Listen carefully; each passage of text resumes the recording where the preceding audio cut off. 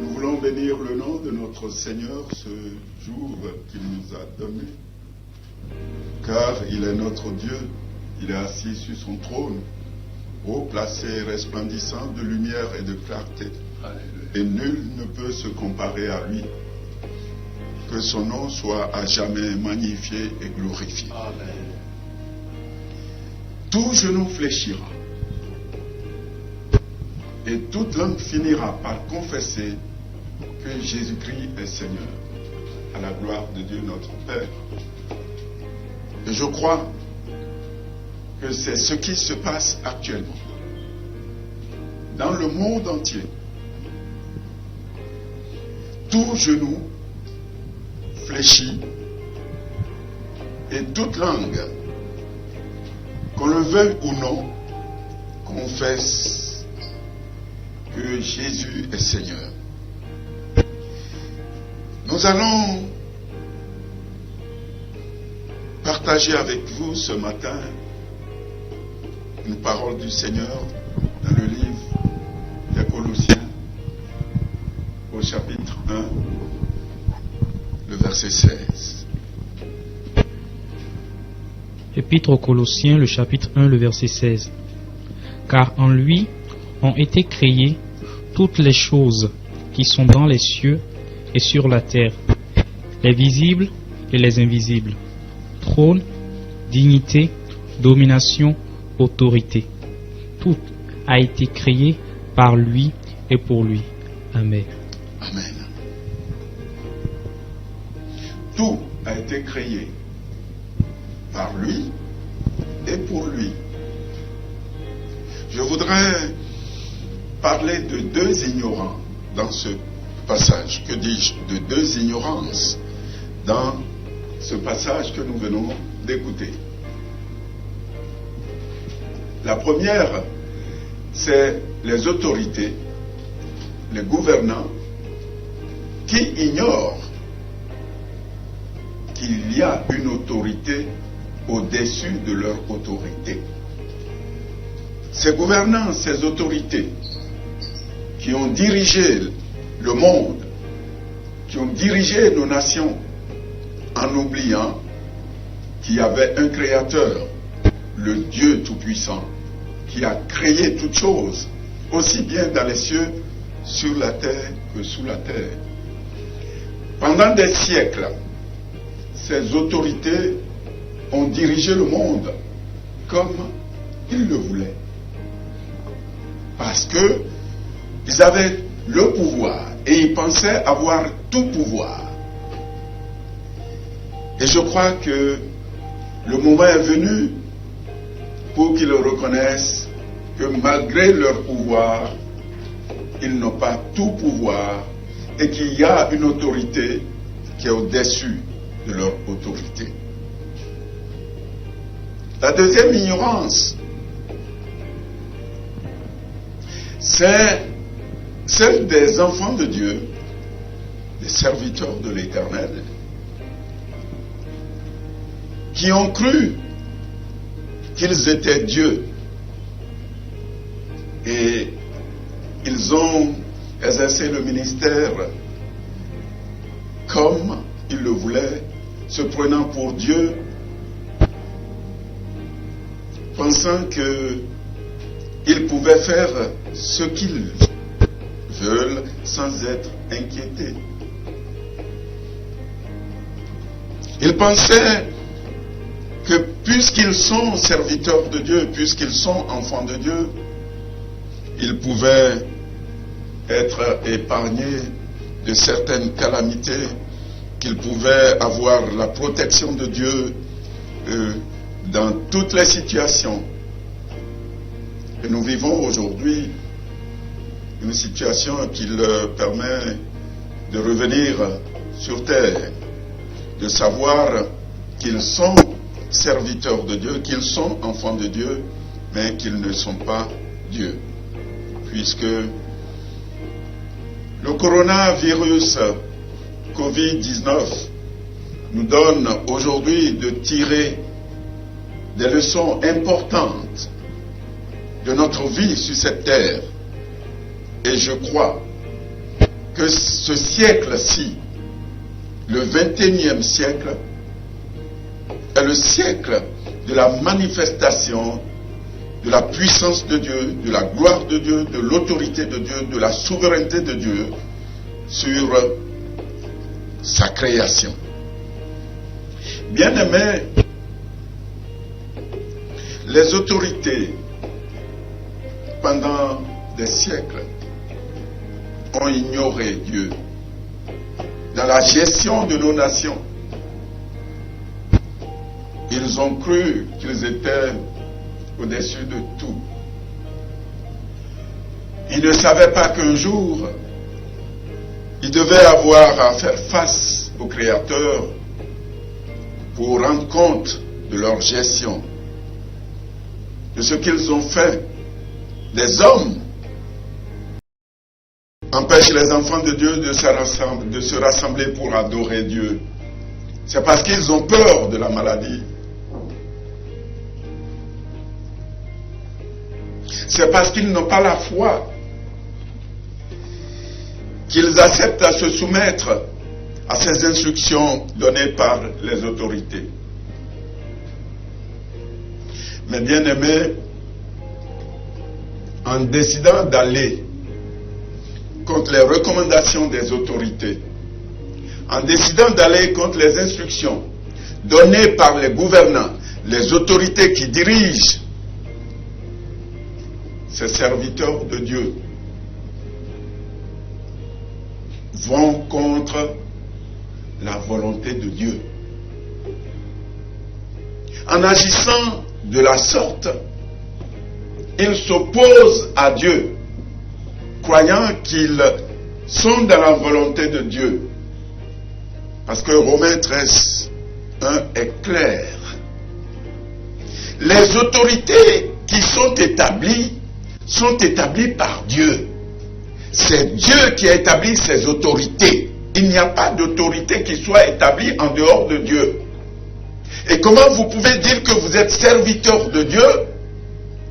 Vous êtes enfant de Dieu, tout en étant rebelle à ce que Dieu a établi.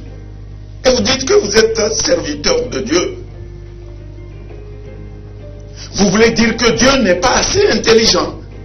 Il n'est pas assez sage pour établir ses autorités. Il n'est pas question de peur. Il n'est pas question de manque de foi. Mais en obéissant à ces autorités, nous obéissons à Dieu qui les a établies et qui nous a recommandé de les respecter et de nous soumettre à leurs instructions. Lisez-moi la dernière phrase. Pourquoi celui qui s'oppose à l'autorité résiste à l'ordre que Dieu a établi? Celui qui s'oppose à l'autorité ne s'oppose pas à l'autorité, il s'oppose à Dieu qui a établi l'autorité. Et ceux qui résistent attireront une condamnation sur eux-mêmes. Et ceux qui résistent attireront une condamnation sur eux-mêmes. La parole ne peut plus être plus claire.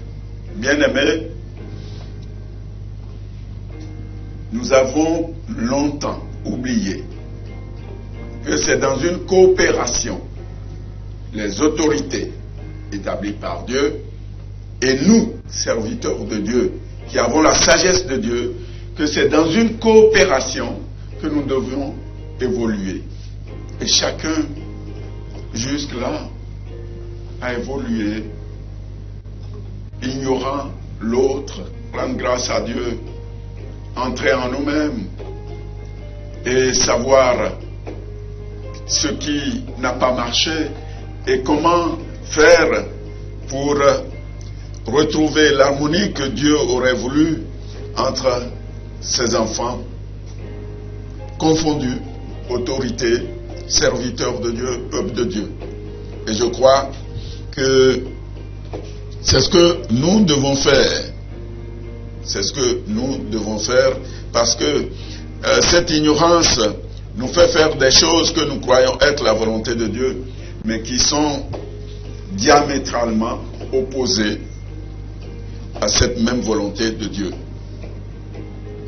Il y a une chose incontestable que nous enseigne cette pandémie de Covid-19, c'est que une force est au-dessus de nos forces.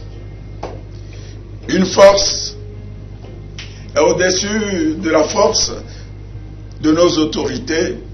Une force est au-dessus de nos forces en tant qu'enfants de Dieu. Et nous devons aussi bien les autorités que les enfants de Dieu, et particulièrement les serviteurs de Dieu, nous remettre en question. La manière dont nous avons dirigé le peuple de Dieu, la manière dont nous avons dirigé l'Église jusqu'à présent, nous faisant passer pour des dieux. Est-ce la volonté de Dieu? La manière dont nous avons exercé le ministère jusqu'à présent, est-ce la volonté de Dieu? Et les autorités, je crois, nous n'avons pas de leçons à leur donner, mais je crois qu'aujourd'hui, elles sont convaincues qu'il y a une force qui est au-dessus d'eux et que malgré toutes les richesses, malgré toute leur puissance, elles doivent comprendre qu'il y a un plus fort qui contrôle ce monde. Dans Osée 4 que nous allons lire, du verset 6 au verset 11. Osée chapitre 4, verset 6 au verset 11. Mon peuple est détruit parce qu'il lui manque la connaissance. Puisque tu as rejeté la connaissance, je te rejetterai et tu seras dépouillé de mon sacerdoce. Puisque tu as oublié la loi de ton Dieu, j'oublierai aussi tes enfants. Plus ils se sont multipliés, plus ils ont péché contre moi. Je changerai leur gloire en ignominie. Ils se repassent des péchés qui se repaissent, des péchés de mon peuple. Ils sont avides de ses iniquités. Il en sera du sacrificateur comme du peuple. Je le châtierai selon ses voies, je lui rendrai selon ses œuvres. Ils mangeront sans se rassasier, ils se prostitueront sans multiplier, parce qu'ils ont abandonné l'Éternel et ses commandements. La prostitution, le vin et le mou font perdre le sens. Amen. Amen. Bien-aimés, nous prenons la place de Dieu. Et aujourd'hui, le ministère, c'est le spectacle. C'est le spectacle. Quand nous regardons la manière dont le ministère est exercé aujourd'hui, c'est devenu une affaire de spectacle. Où le sensationnel prime sur la vérité. Aujourd'hui, ceux qui disent la vérité ne sont plus écoutés.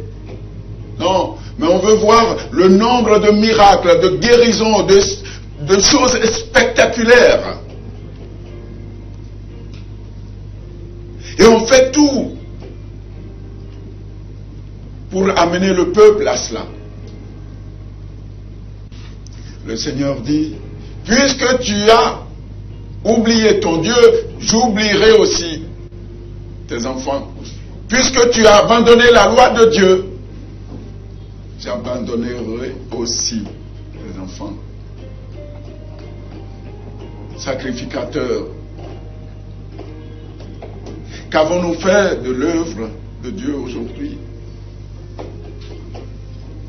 Et comment pouvons-nous être étonnés de ce que même dans le milieu des enfants de Dieu, que nous subissions ce que subit le monde?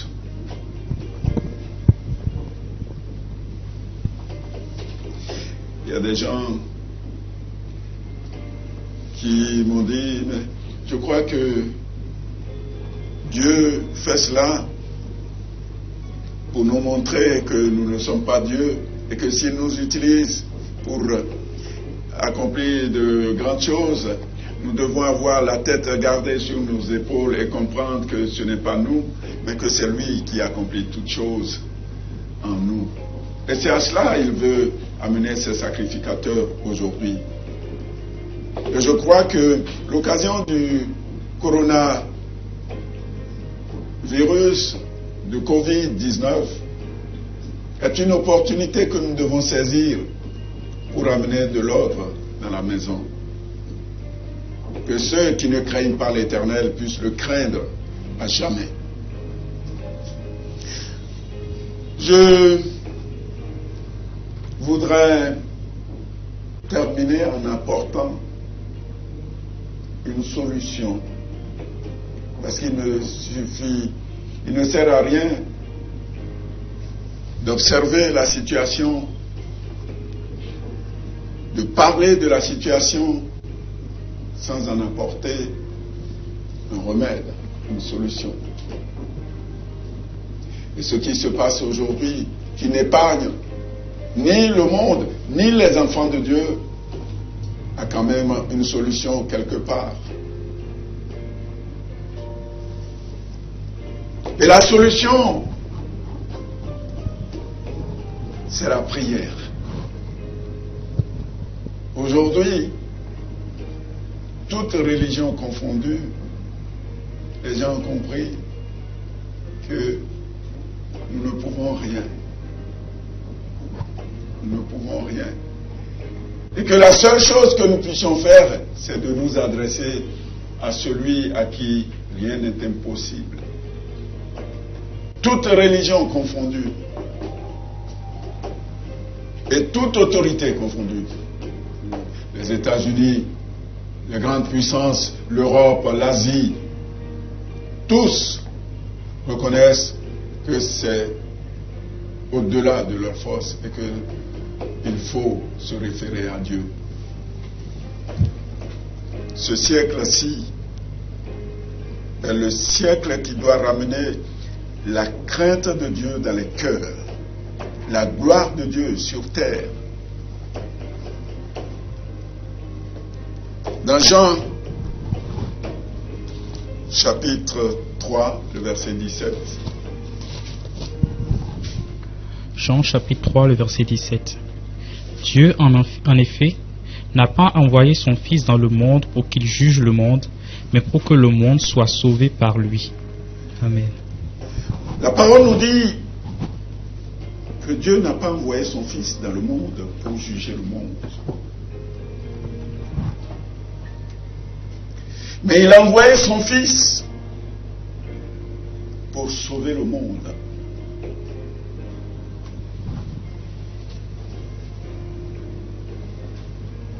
Dans Jean chapitre 5, lisez-moi le verset 27. Jean chapitre 5, le verset 27. Et il lui a donné le pouvoir de juger parce qu'il est fils de l'homme. Amen. Alors, lis le 26. Car comme le Père a la vie en lui-même, ainsi il a donné au Fils d'avoir la vie en lui-même. Et il lui a donné le pouvoir de juger parce qu'il est fils de l'homme. Alléluia. Bien-aimés, dans le premier passage que nous avons lu, Dieu dit qu'il n'a pas envoyé son Fils dans le monde pour juger le monde.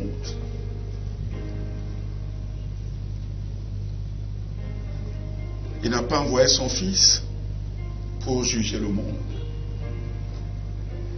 Et dans le second, vous avez entendu, Dieu lui a donné le pouvoir de juger parce qu'il est fils de l'homme.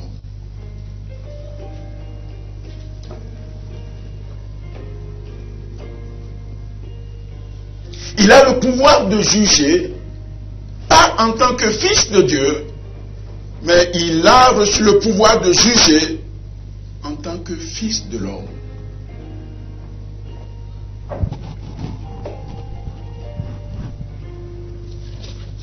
Parce que s'il n'est pas fils de l'homme, il n'a pas le droit de juger sur la terre. Dieu a donné la terre aux hommes. Il a gardé les cieux pour lui. Et Dieu voit, il regarde en tant que spectateur. Il dit, si c'est bon pour vous, gloire à Dieu, alléluia, avançons.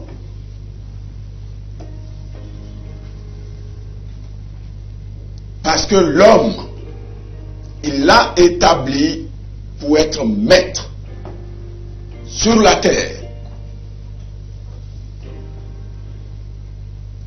Jésus, en tant que fils de Dieu, ne pouvait pas avoir l'autorité de juger sur la terre. Il fallait qu'il devienne fils de l'homme. Et ceci, bien-aimés,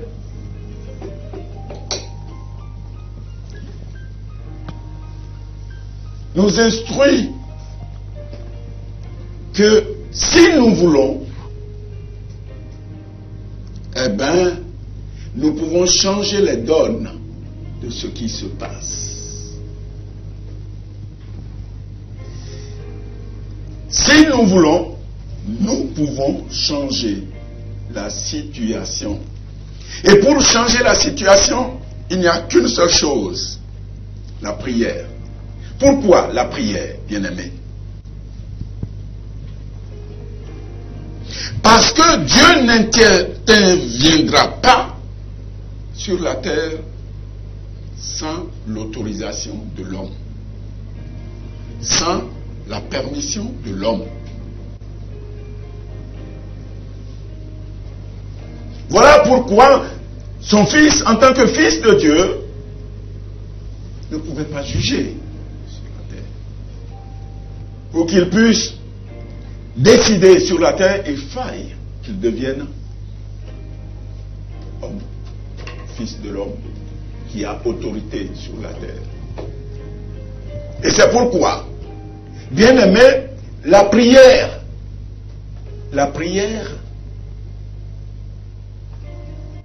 c'est l'invitation de Dieu à s'impliquer dans nos affaires. Il faut que nous comprenions ce qu'est la prière, pour que notre prière soit efficace, pour que nous puissions prier avec efficacité, et non comme des mendiants.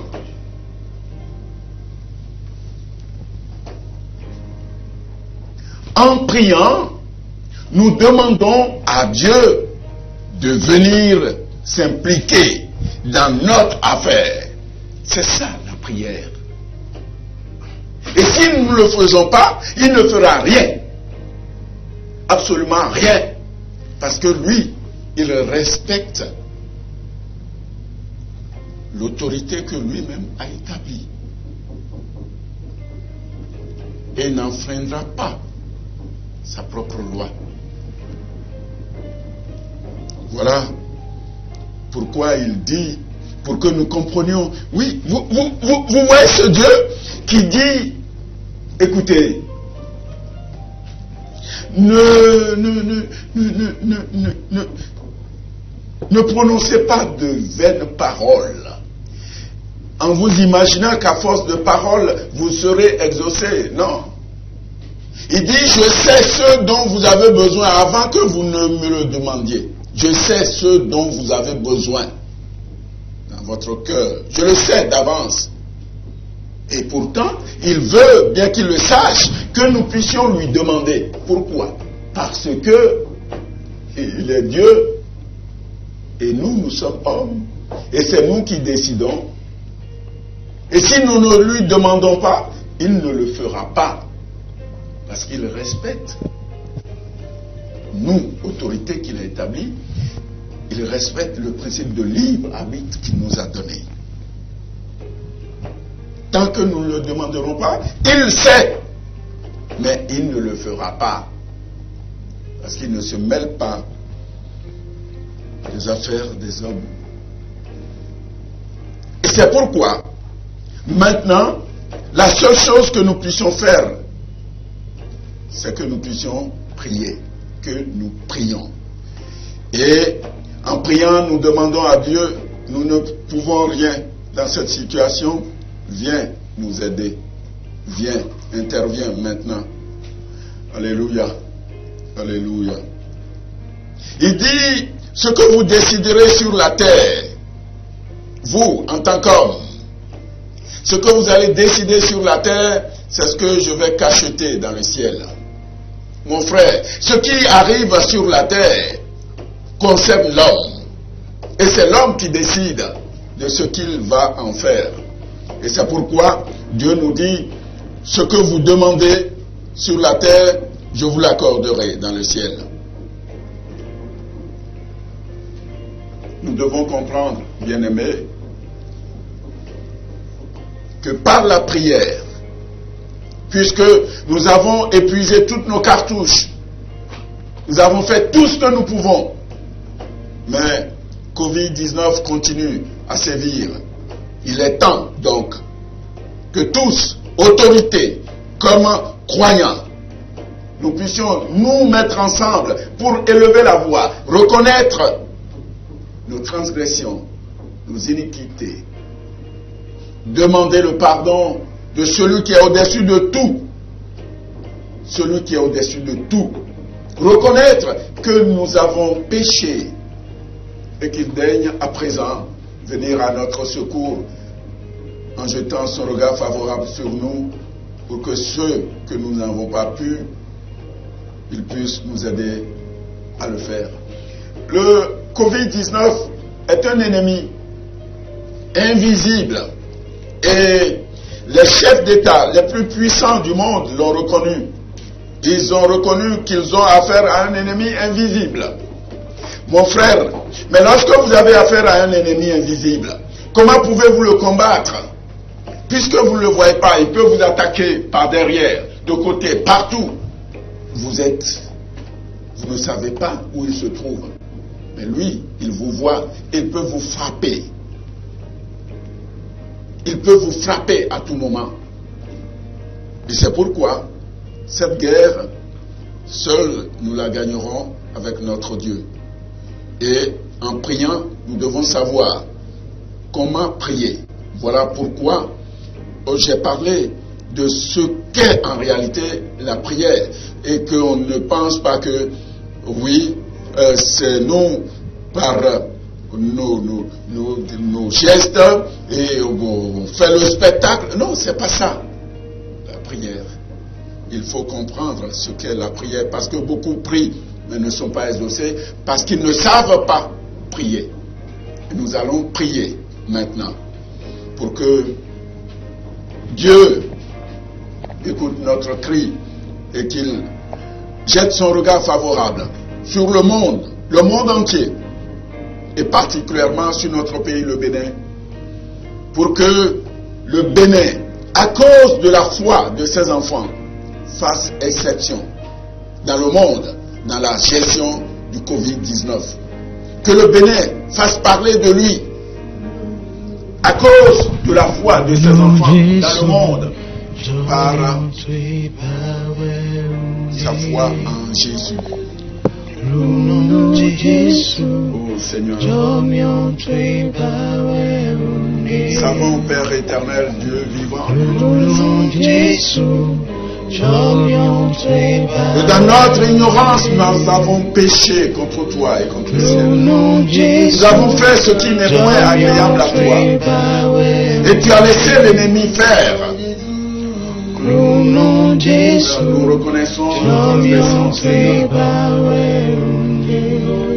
Nous nous repentons de tout le mal que nous avons fait en t'ignorant, en exploitant dans un intérêt égoïste ta création que tu as mise à notre disposition.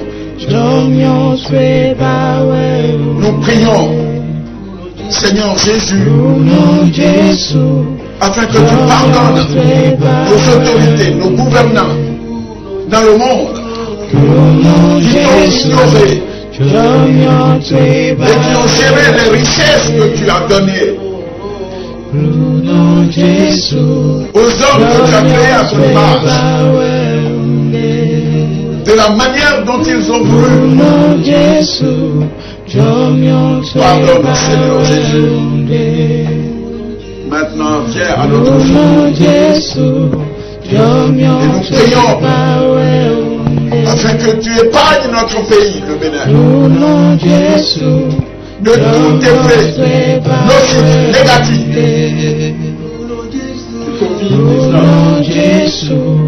Tu nous as fait la promesse, Seigneur. Tu nous attaquerons, que l'ennemi nous attaquera, mais ne nous vaincra pas. Nous étouffons ce virus. Il ne transférera pas au Bénin. Parce que tu écoutes la prière de tes enfants.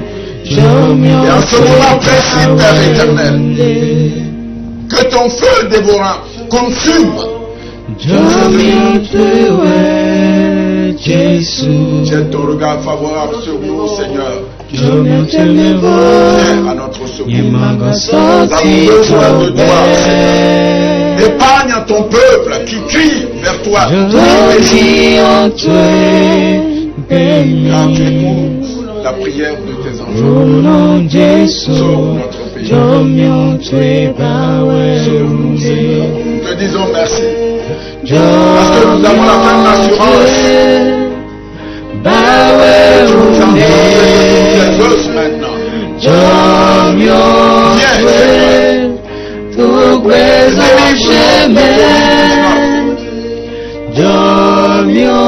Père des miracles,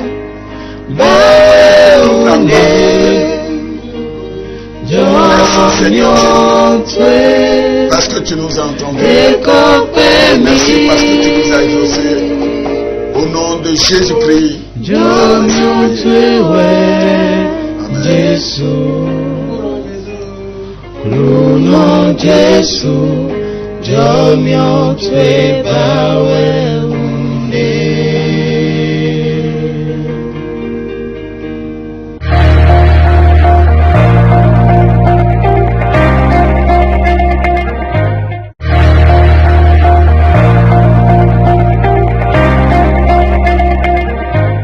Je voudrais commencer à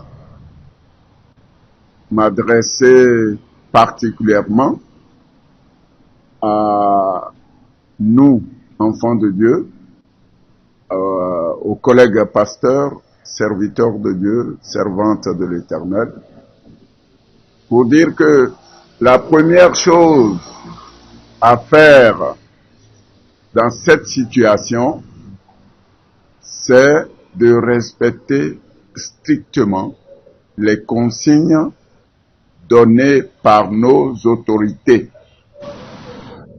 Ça, c'est la toute première chose qu'il faut faire. Il faut respecter scrupuleusement et mettre en pratique les consignes et les recommandations de nos autorités. Nous avons été invités par le ministre de la Santé, qui nous a parlé largement de la pandémie et qui nous a donné les recommandations nécessaires pour éviter que notre population soit infectée. Et je tiens à dire une fois encore aux hommes de Dieu, au peuple de Dieu, dans ce cas, le Seigneur nous exhorte à nous soumettre strictement aux autorités. Et dans ce cas précis, je leur demande de tout faire pour respecter les consignes données par nos autorités. Deuxièmement, je voudrais leur dire qu'en tant qu'enfant de Dieu, en tant que serviteur de Dieu, que nous ne sommes pas invulnérables. Parce que j'entends certains propos qui voudraient faire croire que Dieu nous épargnera, nous, enfants de Dieu, de cette maladie, de cette pandémie.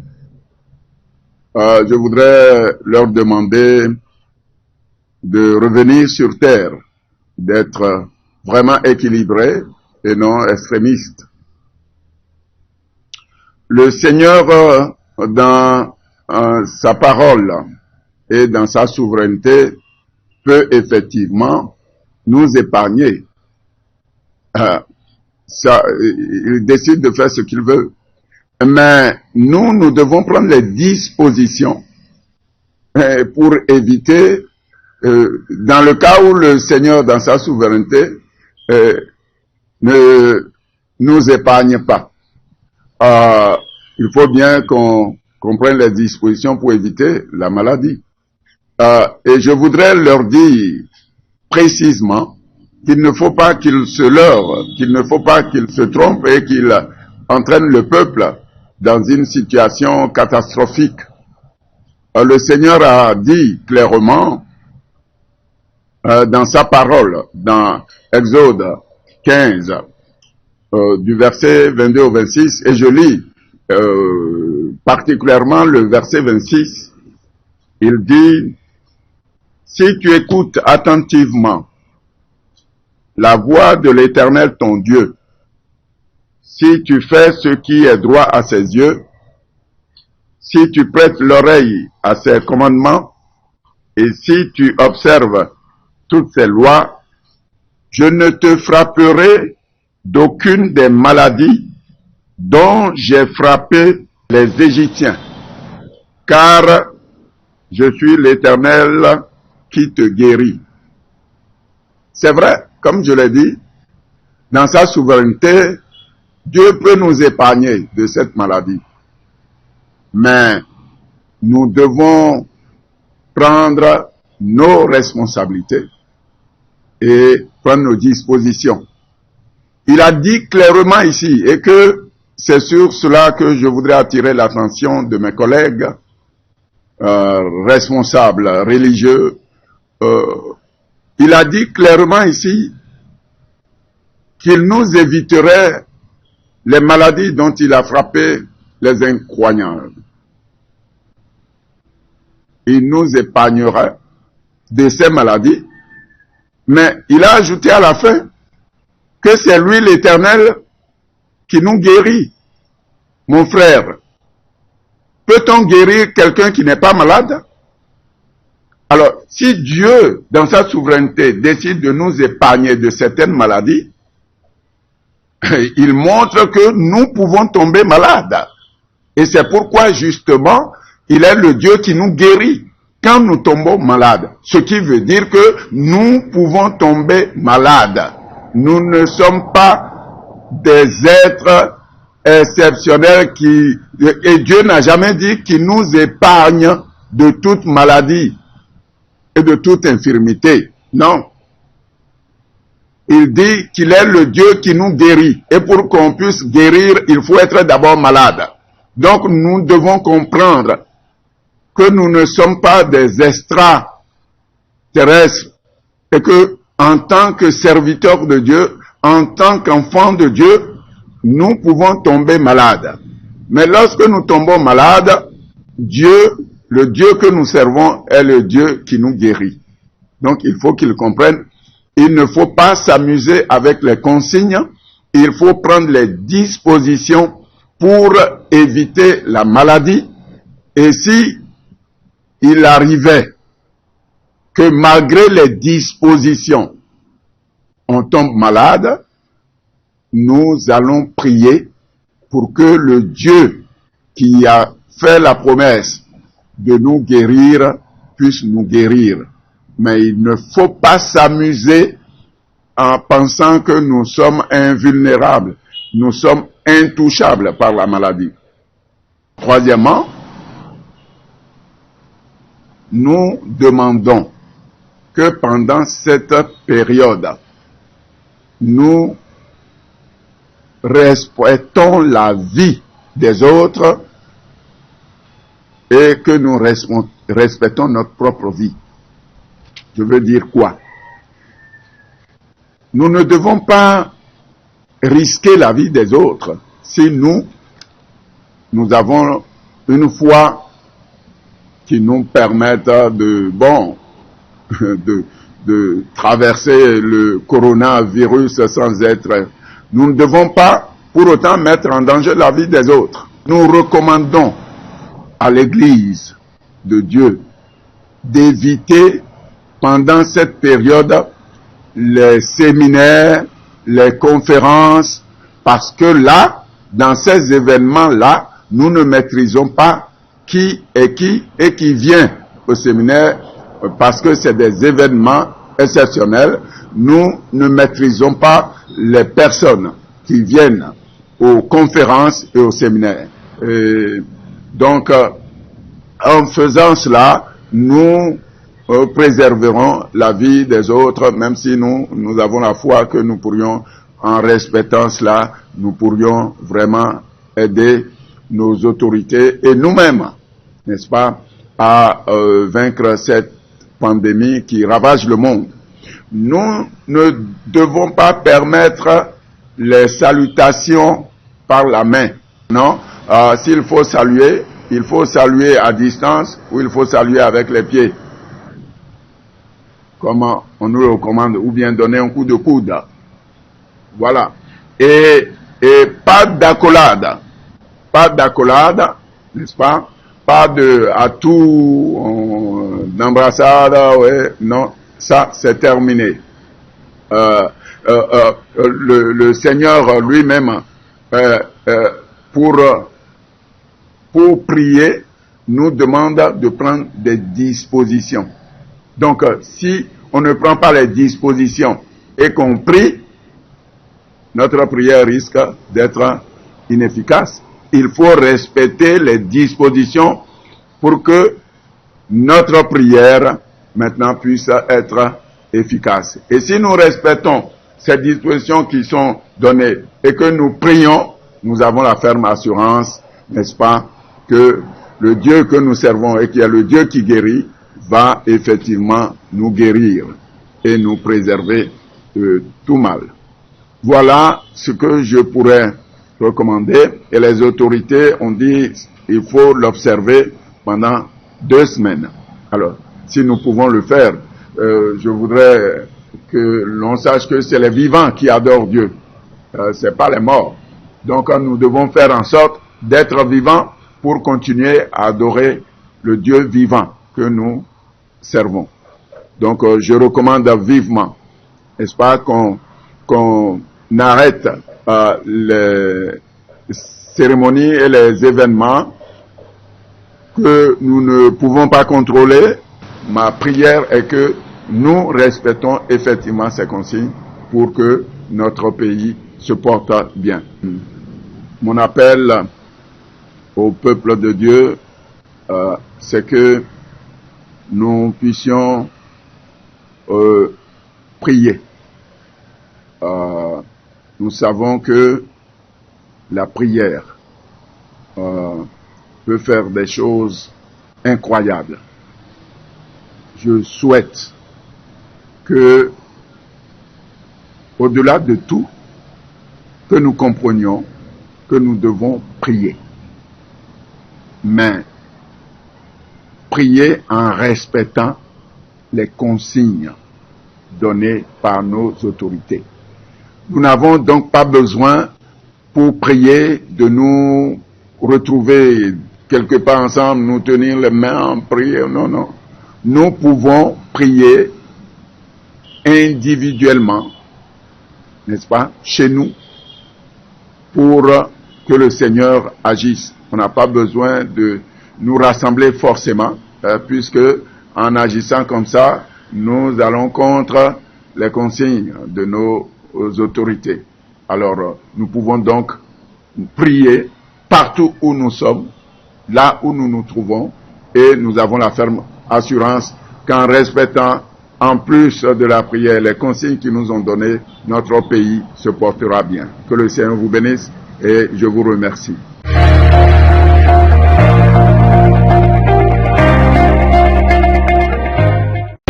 Cette semaine, sur Évangélique